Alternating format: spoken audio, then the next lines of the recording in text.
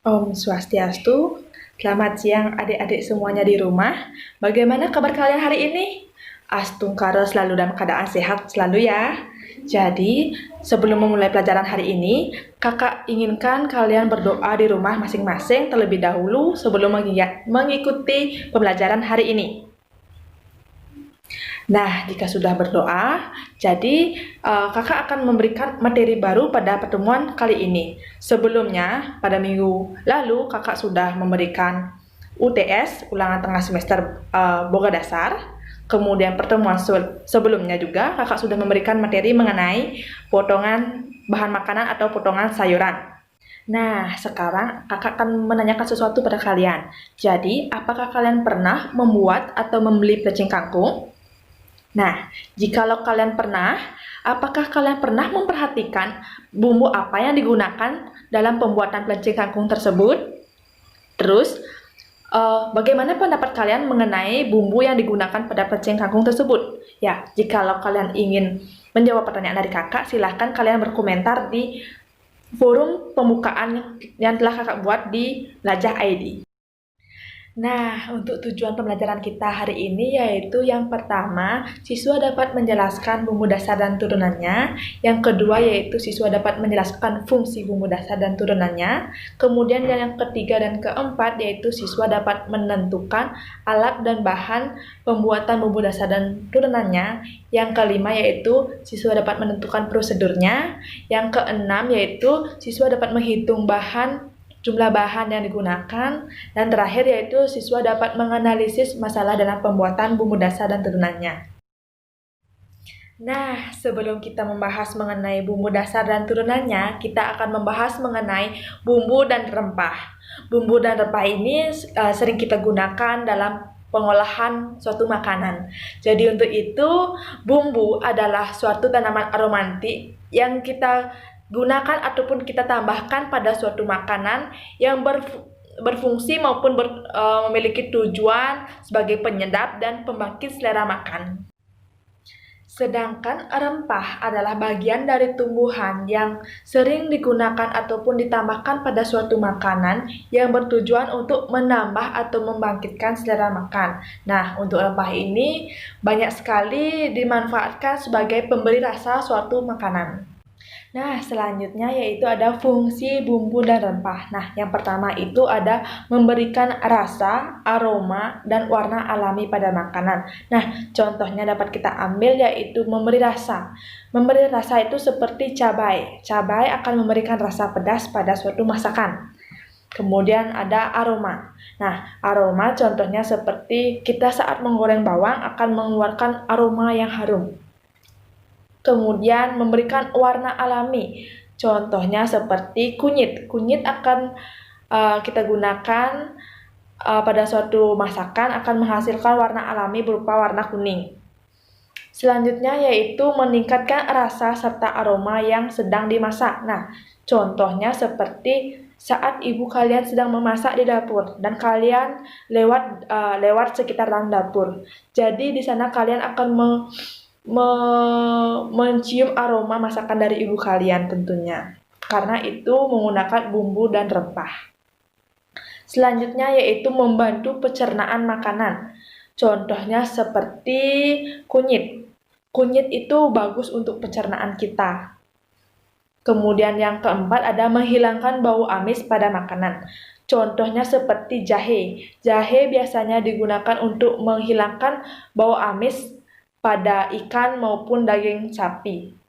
Dan terakhir yaitu memberikan beberapa bumbu dapat berfungsi sebagai pengawet makanan.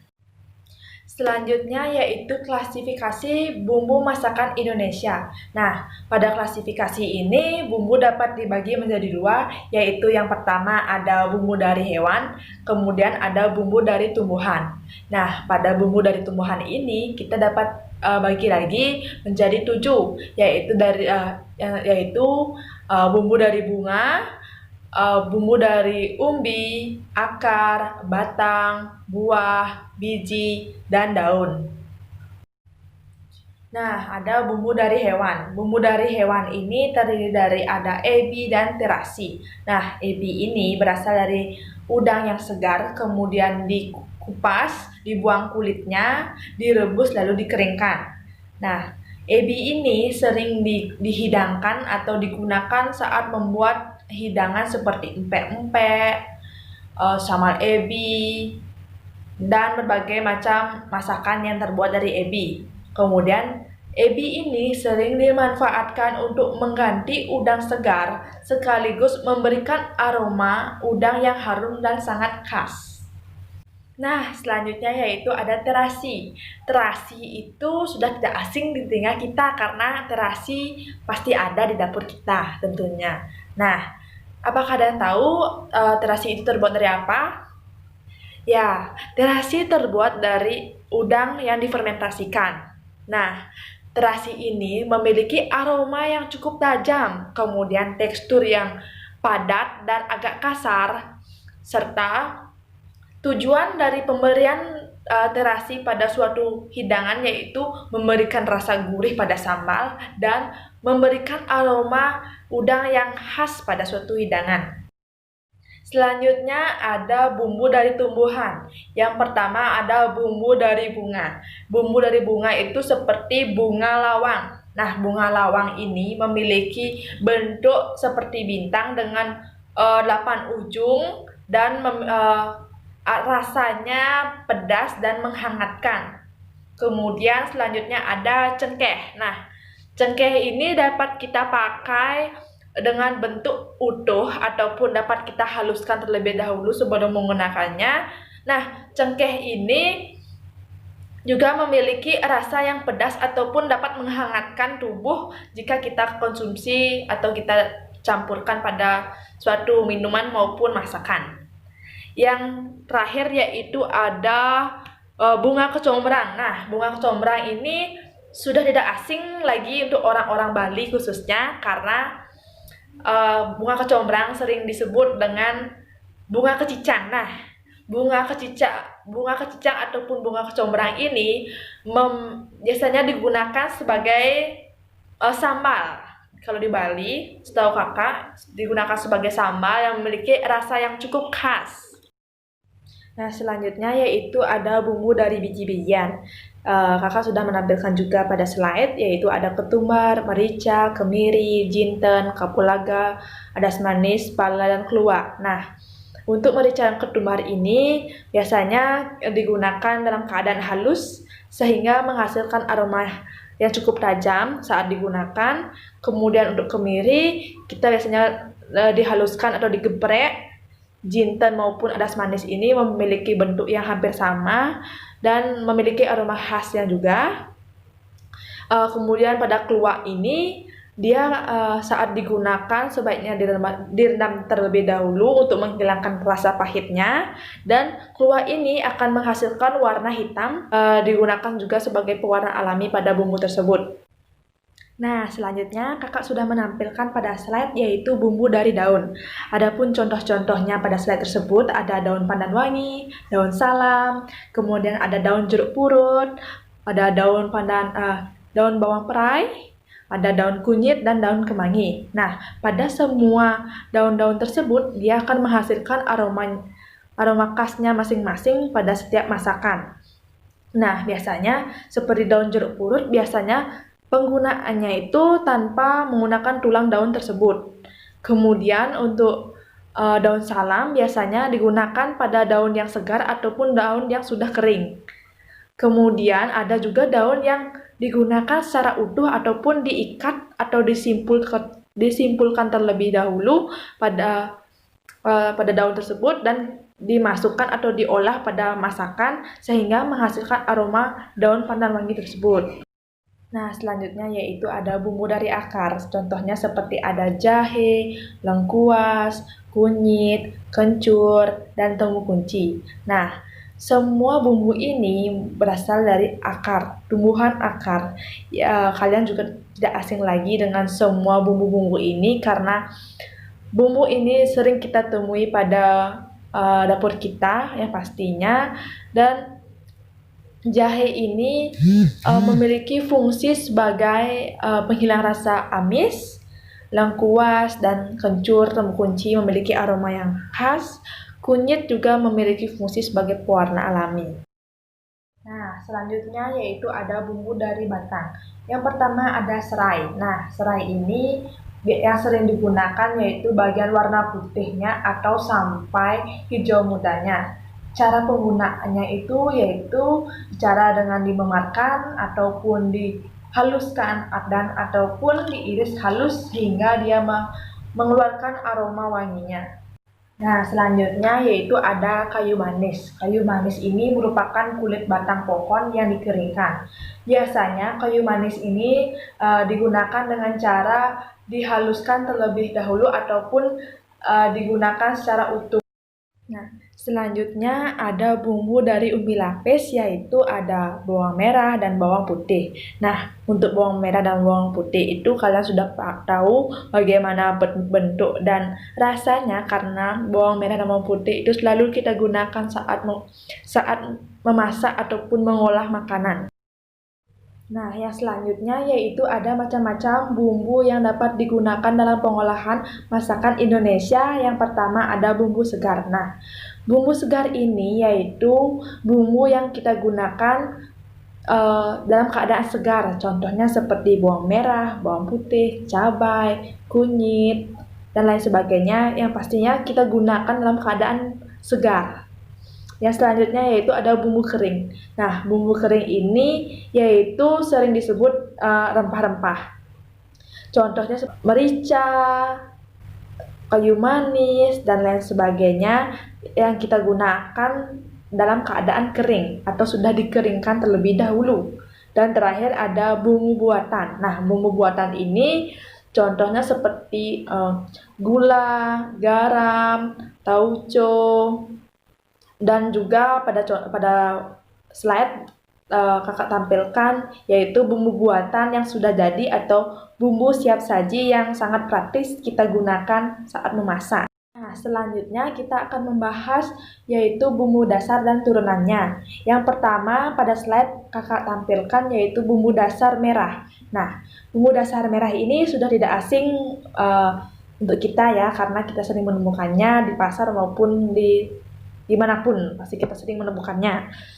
Adapun bahan-bahan yang digunakan untuk membuat bumbu dasar merah yaitu terdiri dari cabai merah besar, bawang merah, bawang putih, gula, garam, minyak goreng untuk menumis. Nah, bumbu merah ini sering digunakan pada masakan Indonesia, contohnya seperti nasi goreng, sambal balado, sambal goreng, dan lain-lainnya.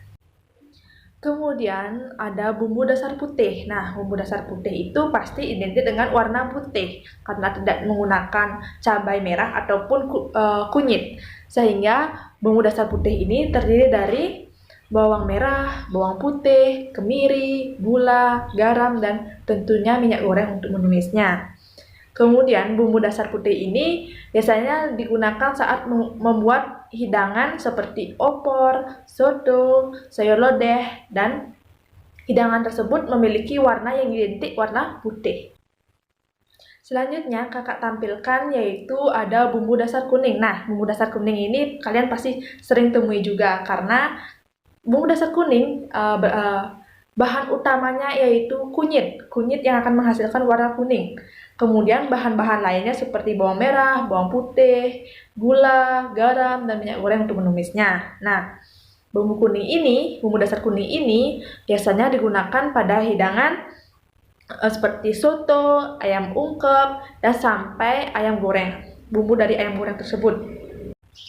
Yang berikutnya ada bumbu turunan. Nah, bumbu turunan ini merupakan bumbu turunan dari bumbu dasar, yang artinya bumbu dasar di bawahnya ada bumbu turunan. Nah, bumbu turunan yang pertama kakak tampilkan yaitu bumbu turunan hitam. Nah, bumbu turunan hitam ini merupakan gabungan atau campuran antara bumbu dasar ditambah dengan bahan-bahan tertentu. Bumbu dasar hitam ini yaitu campuran dari bumbu dasar putih, kemudian ditambahkan dengan buah keluak atau biji keluak, sehingga menghasilkan warna hitam. Kemudian pada bumbu hitam ini biasanya digunakan pada masakan seperti rawon dan brongkos. Rawon dan brongkos ini sekilas penampilannya hampir sama. Namun yang membedakan yaitu rawon biasanya dihidangkan menggunakan dengan toge kecil, kemudian daun bawang dan daging sapi goreng. Sedangkan brongkos ini yang membedakan yaitu pada kuahnya. Kuahnya lebih kental dan rasanya lebih gurih karena saat proses pembuatannya brongkos ini ditambahkan dengan santan. Kemudian ada gabus pucung. Nah, gabus pucung ini merupakan makanan khas dari Betawi. Gabus pucung ini terbuat dari ikan gabus, dan pucung itu merupakan bahasa ataupun pengertian dari kluwak, sehingga hidangan ini dikatakan gabus pucung seperti itu. Nah, yang selanjutnya ada bumbu turunan jingga atau orange. Nah, bumbu turunan jingga ini berasal dari campuran antar bumbu dasar. Nah, bumbu jingga ini terbuat dari bumbu dasar yang berwarna merah dicampur dengan bumbu dasar yang berwarna kuning sehingga menghasilkan warna jingga atau orange. Nah, contoh hidangan yang menggunakan bumbu jingga ini, bumbu turunan jingga ini, yaitu adalah rendang. Rendang yang merupakan makanan khas dari Padang, dan ada juga kari. Nah, dan contohnya yaitu ada hidangan-hidangan yang berwarna orange lainnya yang menggunakan bumbu turunan orange. Kemudian kita masuk pada slide yang selanjutnya, yaitu ada alat-alat yang digunakan. Nah, yang pertama itu ada knife atau pisau. Yang pastinya kalian sudah tahu fungsi dari pisau, yaitu untuk memotong ataupun mengiris ataupun juga mengupas kulit-kulit dari bumbu-bumbu yang akan kita gunakan. Yang kedua yaitu ada cutting board. Nah, cutting board itu adalah alas untuk memotong bahan-bahan yang kita gunakan. Kemudian ada cobek atau ulekan. Nah, cobek atau ulekan ini biasanya untuk menghaluskan bumbu-bumbu dan menghasilkan bumbu yang sedikit agak kasar ketimbang menggunakan blender, karena biasanya blender menghasilkan bumbu yang sangat halus. Yang selanjutnya yaitu ada bowl atau tempat ataupun wadah untuk menaruh bumbu yang sudah jadi ataupun bumbu yang dalam proses pembuatannya. Yang selanjutnya ada wajan. Nah, wajan ini berfungsi untuk sebagai alat pengolahan. Biasanya wajan digunakan untuk mengolah bumbu-bumbu, untuk menumisnya ataupun lain sebagainya. Spatula untuk mengaduk bumbu yang kita olah di atas wajan seperti itu. Selanjutnya yaitu ada prosedur pembuatan bumbu dasar. Nah, pada prosedur pembuatan bumbu dasar ini semua berlaku pada bumbu dasar merah, putih maupun kuning, karena cara pembuatan dari bumbu dasar itu sama semuanya, namun yang membedakan hanya pada bagian bahan-bahannya saja. Yang pertama yaitu kita harus menghaluskan semua bahan-bahan bumbu dasar yang akan kita buat. Kita dapat menggunakan cobek dan ulekan maupun blender seperti itu. Kemudian kita panaskan minyak di atas wajan hingga sedikit panas. Kemudian kita masukkan bumbu dasar yang sudah halus itu ke dalam wajan dan kita aduk-aduk menggunakan spatula hingga aromanya keluar atau harum dan matang. Setelah itu, jika setelah matang, kita dapat pindahkan ke bowl atau ke wadah tadi dan kita diamkan dulu hingga dia dingin. Dan jika bumbu ini ingin disimpan ataupun digunakan, jika digunakan langsung dapat diaplikasikan pada masakan lainnya. Jika ingin disimpan, maka simpanlah pada wadah yang kedap udara dan bersih. Nah, kita sekarang pada slide yang terakhir, yaitu hal-hal yang perlu kalian perhatikan dalam membuat bumbu dasar. Nah, yang pertama ada memperhatikan bahan dari bumbu. Contohnya, kalian ingin membuat bumbu dasar merah, yaitu kalian harus mempunyai cabai merah besar, bawang merah, bawang putih dan lain sebagainya. Seandainya kalian tidak mempunyai cabai merah dan kalian tetap ingin memaksa membuat bumbu merah, sehingga bumbu yang kalian buat itu akan tidak menghasilkan warna merah, melainkan menghasilkan warna putih. Jadi sebaiknya kalian harus memperhatikan bumbu apa yang akan kita buat dan perhatikan juga bahan-bahan yang kita gunakan. Dan pastikan juga bahan-bahan yang kita gunakan itu berkualitas. Maksudnya masih segar dan tidak kering. Misalnya bawang merah bawang merah itu kan merupakan bumbu segar. Pastikan bawang merah yang kalian gunakan itu tidak kering. Yang pastikan dia harus segar.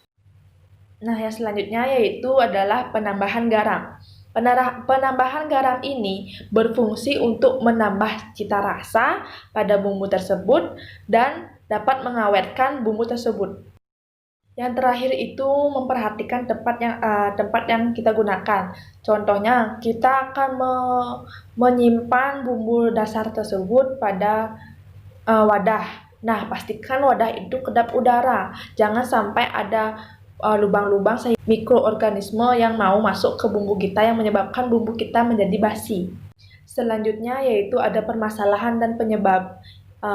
Kita dapat ambil contoh yaitu hasil bumbu merah kurang cerah. Nah, penyebabnya yaitu saat kita membuat bumbu dasar merah, kemungkinan cabai merah yang kita gunakan itu sedikit sehingga mengurangi warna pada bumbu merah tersebut, ataupun dapat saat membuat bumbu tersebut kita terlalu banyak menggunakan cairan, contohnya seperti kebanyakan minyak ataupun kebanyakan air saat memblendernya, seperti itu. Nah, karena materi kita hari ini sudah selesai, kakak ucapkan terima kasih untuk kalian yang sudah menonton video ini sampai akhir. Semoga materi ini dapat kalian pahami. Nah, jikalau kalian masih mempunyai unek-unek ataupun berbagai pertanyaan, kalian bisa diskusikan pada forum diskusi yang telah kakak buat di Melajah Edi. Kakak berikan kalian kesempatan untuk bertanya ataupun menjawab pertanyaan dari temannya, dan kakak di sana akan menilai keaktifan kalian pada kesempatan kali ini atau hari ini. Jadi kakak mohonkan kalian aktif dalam forum diskusi. Dan kakak ucapkan terima kasih sebanyak-banyaknya karena sudah menonton sampai video ini sampai akhir. Dan kakak akhiri dengan para Santi. Om Santi Santi Santi Om.